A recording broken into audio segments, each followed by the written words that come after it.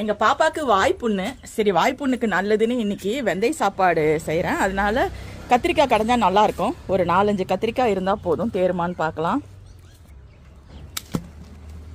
இங்க ஒண்ணு இருக்கு. இங்க ஒண்ணு இருக்கு. கத்திரிக்காப்பா. எதுமா? குட்டி கத்திரிக்காய். குட்டி கத்திரிக்காயா? 3 தான் இருக்காட்டிருக்குது. இரு, இன்னும் 2 வேணும். இந்த இங்க ஒண்ணு இருக்கு. குட்டி கியூட்டா இருக்குல்ல? ஆமா. இங்க வா, இங்க ஒண்ணு இருக்குது. நான் சொன்னல. அடியில புடி.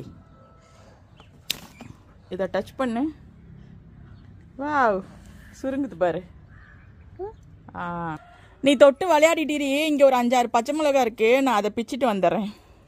கியூட்டா இருக்குல்ல? இந்த பூ கட் பண்ணலாம். அவ்வளோதான்டா இன்னைக்கு.